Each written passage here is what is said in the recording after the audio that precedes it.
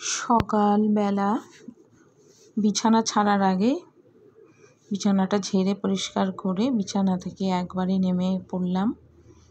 এবারে মোহন সোনাকে নমস্কার জানালাম, জানিয়ে এবারে চলে যাব সূর্যদেবকে প্রণাম করব।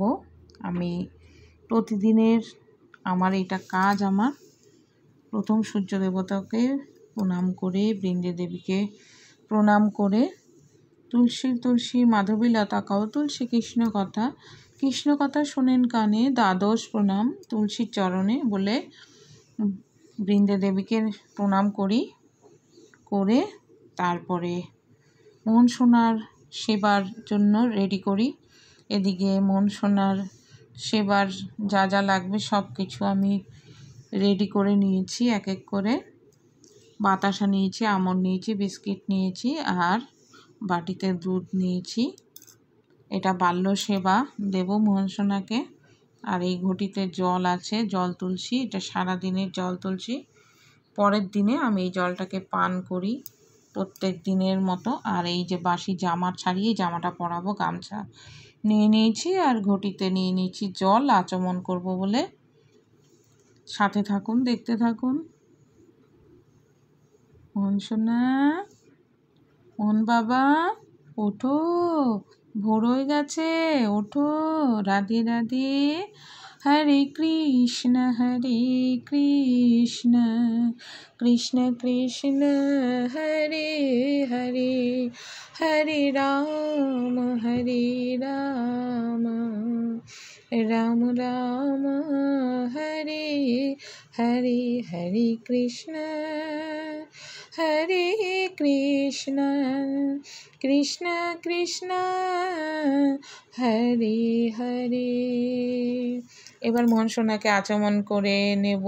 মোহন সোনার বিছানাটা টান করে গুছিয়ে নিয়েছি। মোহন সোনার আচমন করানো হয়ে গেলে এবার বসিয়ে দেব বিছানায়। এবারে মোহন সোনাকে ভোগ নিবেদন করব, বাল্যভোগ, দুধ, জল, বিস্কিট, আমন্ড, বাতাসা, এই আছে আজকে মোহন সোনার বাল্যভোগে। এবারে জল পান করিয়ে দিচ্ছি।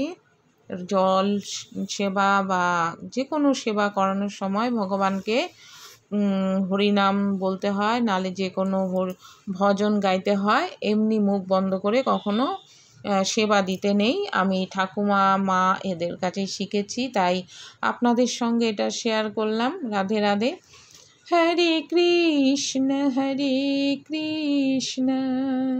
কৃষ্ণ কৃষ্ণ হরে হরে, হরে রাম রাম রাম হরে হরে, হরে কৃষ্ণ কৃষ্ণ কৃষ্ণ হরে হরে।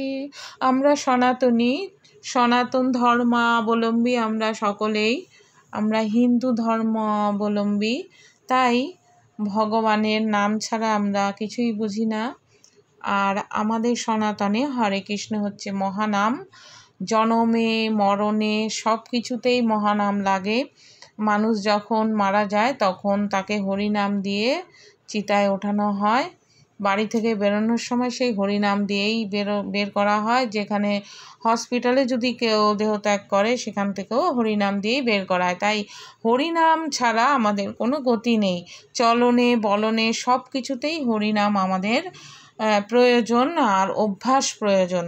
তাই যারা হরিনাম করেন তাদের তো কিছুই বলার নেই, আর যারা করেন না, এখনও করেন না, তারা অবশ্যই এই অভ্যাসটা করে ফেলুন বন্ধুরা। এসেছি একা, যেতে হবে একা, সাথে কেউ থাকবে না, থাকবে কে? শুধু হরিনাম। আর হরি আমাদের পার করবে, হরি আমাদের মঙ্গল করবে। এখনও আমরা যে বেঁচে আছি, আমরা যা কিছু করি সব হরির কৃপায়, তাই না বন্ধুরা? অনেক কথা বলে ফেললাম। রাধে রাধে। এবারে আমার হরির ভোগ নিবেদন করা হয়ে গেছে, এগুলো নামিয়ে নেব, এক এক করে ধুয়ে নেব, আর বাকি কাজগুলো সেরে নেব, যা বাসি জামা কাপড় আছে। এই যে হে বন্ধুরা, আমি নমিতা সিম্পল লাইফস্টাইলে তোমাদের সকলকে স্বাগত। একটা নতুন ব্লগের সঙ্গে আজকের দিনটা শুরু করলাম। সাথে থাকো, দেখতে থাকো। এই যে ভিজে জামা কাপড় সব টান টান করে মেলে দিয়েছি, আর গপু সোনারও কিছু জামা কাপড় ছিল বা বেড কভার ছিল, সেগুলো ধুয়ে মেলে দিয়েছি। আর আচার করেছিলাম সেটাও রোদে দিয়ে দিলাম, কারণ হচ্ছে এটা যদি বন্ধ থাকে দীর্ঘদিন নষ্ট হয়ে যাওয়ার ভয় আছে, তাই রোদ পেয়েছি, তাই রোদে দিয়ে দিলাম। বন্ধুরা চলুন এবার পরবর্তী কাজে যাই। এবার একটু চা করব, চা খাবো, চলুন দেখতে থাকুন। হরে কৃষ্ণ হরে কৃষ্ণ। আজকে রবিবার, সেই কারণে আজকের একটু কাজের চাপও আছে, সেটাই বলতে চেয়েছি আপনাদের।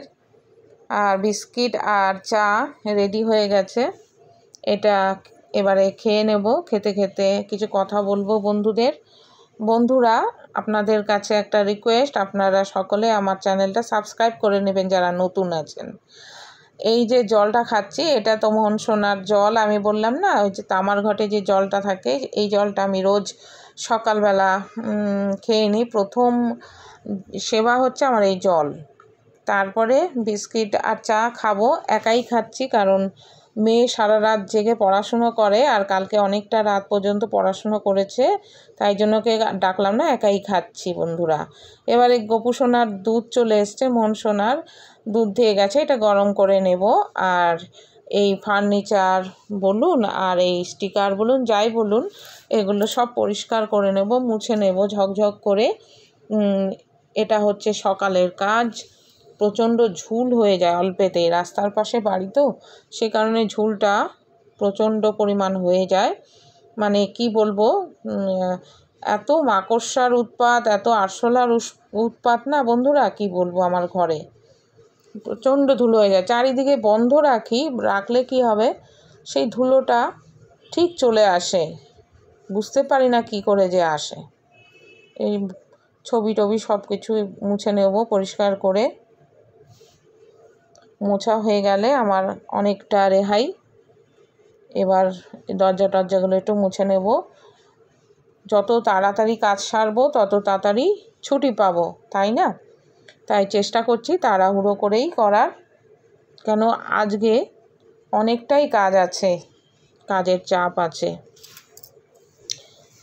মেয়েও হেল্প করে, অনেকটাই হেল্প করে বলতে পারেন, তাও যেন কাজ ফুরোয় না, একের পর এক কাজ চলতেই থাকে। কারণ কাজের লোক নেই তো, নিজেরাই করি কাজগুলো, সেই কারণে পরিষ্কার করে করতে গেলে সময়টা বেশি করে লাগে। তাতে কি হয় বন্ধুরা, আনন্দ পাই, পরিষ্কার থাকে চারিদিকে, আর কাজের লোকের আশায় বসে থাকতে হয় না, যেখানে খুশি আমরা সময় মতো বেরিয়ে যেতে পারি। আর কাজের লোক থাকা মানে চলো বসে থাকো, কখন আসবে, কাজ করবে, তারপরে রেহাই পাবো। আর তারপরে তো কামাইয়ের ব্যাপার থাকেই একটা। যদি কেউ বেড়াতে আসলো, যদি বললাম যে এসো কালকে একটু তাড়াতাড়ি এসো, দেখা গেল 3 দিনে এলো না, এরকম হয়েছে আমার জীবনে অনেকবার। সেই কারণে আমি ঠিক করে নিয়েছি আর কাজের লোক রাখবো না। যা পারবো, কাজ হলে হবে, না হলে না হবে, আমি আমার কাজ একাই করে নেব। দেখুন বন্ধুরা, কথা বলতে বলতে কত কাজ এগিয়ে গেল। আমার না খুব খিদে পেয়েছে, এখনও রান্না কমপ্লিট হয়নি। তো করলা সেদ্ধ আর টক ডাল, আলু ভর্তা দিয়ে আমি ভাতটা এখন খেয়ে নেব দুপুরবেলা, তাই খেয়ে নিচ্ছি বন্ধুরা। আর মেয়ে ওইদিকে চিংড়ি আলু পটল রান্না করছে, ওকে বললাম খেয়ে নিতে, ও বললো না আমি এটা করার পরে আমি খাবো, তাই ও করছে, এটা শেয়ার করছে আপনাদের সঙ্গে। এই মশলাতে দিয়েছে আদা জিরে লঙ্কা বাটা আর পেঁয়াজ রসুন বাটা, সবটাই শিলে বাটা, গুঁড়ো মশলা ব্যবহার করি না আমরা, আমাদের পছন্দ হয় না। এদিকে চিংড়ি মাছ ভেজে রাখা হয়েছে, আলু পটলও ভেজে রাখা হয়েছে, এগুলো সব দিয়ে দেবে। মশলাটা কষানো হয়ে গেলে, মশলা কষানো হচ্ছে, ওই তেলটা কম দিয়ে রান্না করে, সেই কারণে যখন শুকনো শুকনো হয়ে আসে একটু, তখন একটু জল ছিটে দেয়,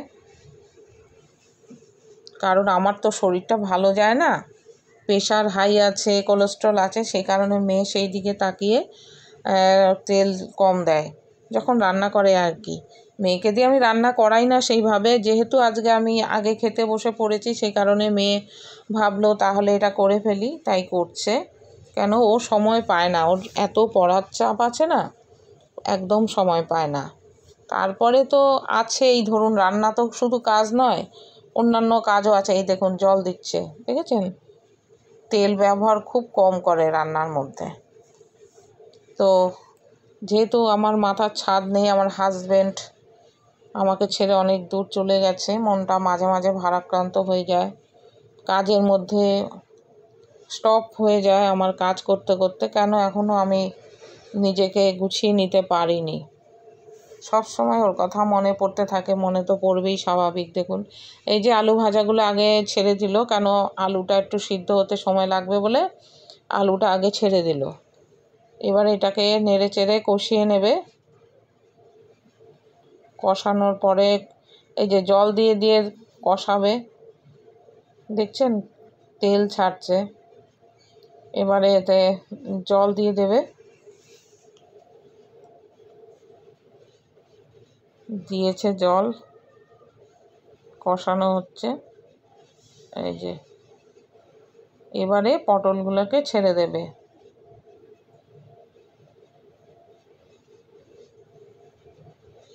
ভাজা পটলগুলোকে ছেড়ে দেবে। যে দিচ্ছে, আবার নেড়ে চেড়ে এটাকে কষিয়ে নেবে।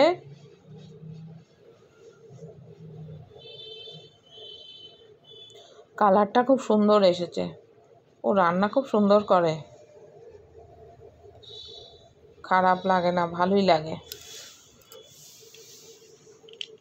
আমি ওকে কিছুই কোনোদিন শেখাইনি, ও নিজের মতো নিজে করে।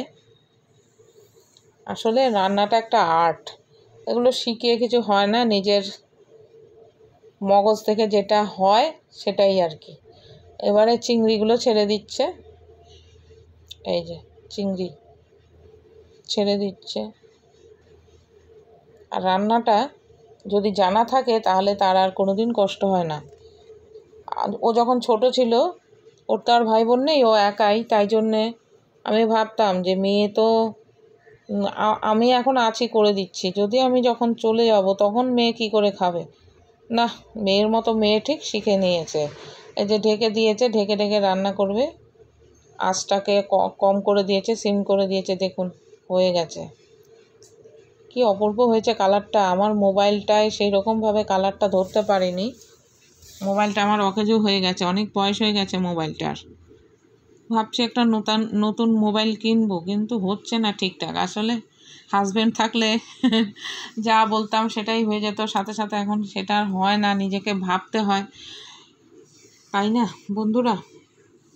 বটগাছ যদি না থাকে তাহলে কি দাম আছে বলুন আমাদের। ভালো থাকবেন সকলে, সুস্থ থাকবেন, সাথে থাকবেন।